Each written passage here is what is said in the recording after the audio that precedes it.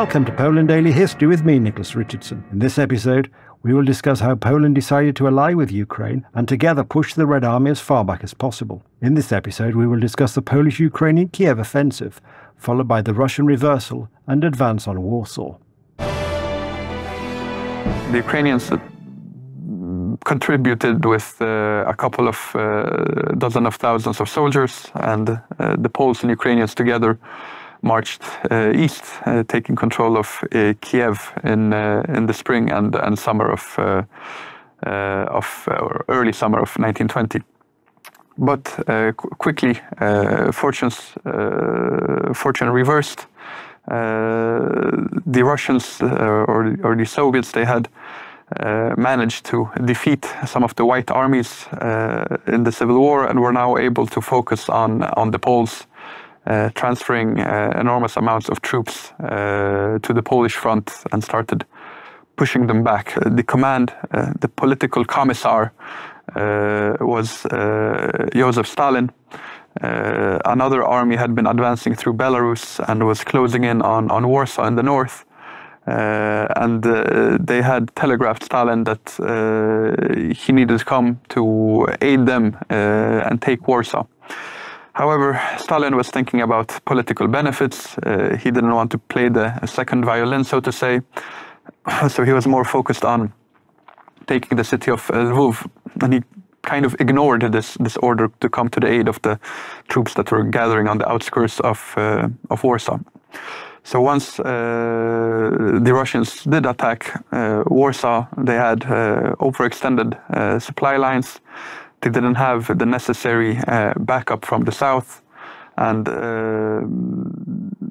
Poland's leader, Józef Piłsudski, he saw the opportunity to strike the Russians near Warsaw from the south, coming from the rear and trapping as many of them in an encirclement.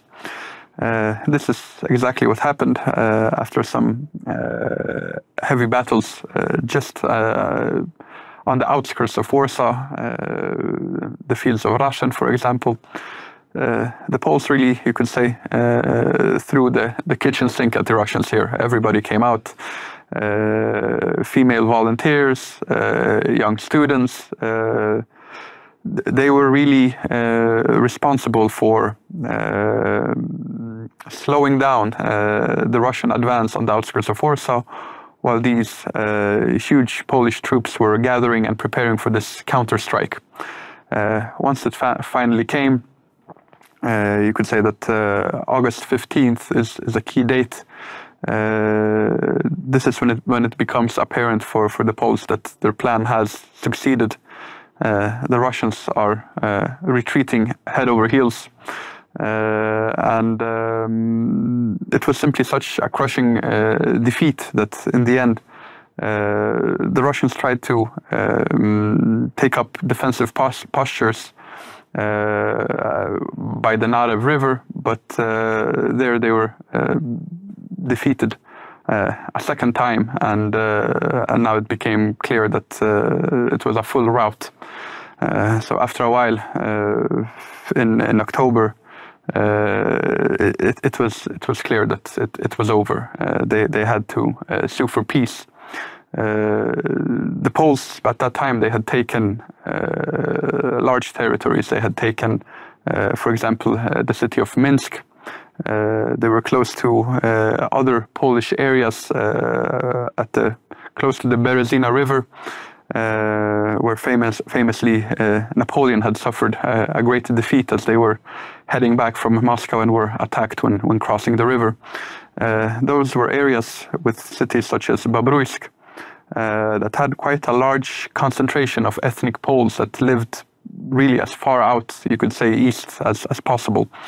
So the Poles that were in Minsk, they were still very tempted to cross the river and reunite with these Poles that had been, they had really been lost in 1772 during the first partition and had not been in a Polish state for a good 150 years, but still had retained their Polishness. Unfortunately, they were never able to cross the river and free them, so to say. Instead, when the Treaty of Riga was signed in 1921, the Poles, it was not Piłsudski that was responsible for negotiating. The Polish parliament was dominated by Piłsudski's arch-rival, Roman Dmowski's political camp, National Democracy, and it was their diplomats that decided on the peace treaty.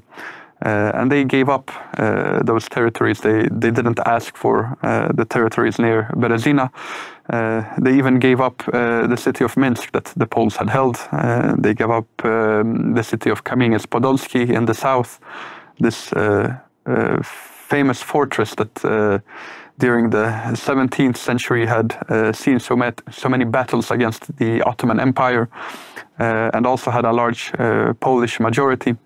They were also given up to the Soviets.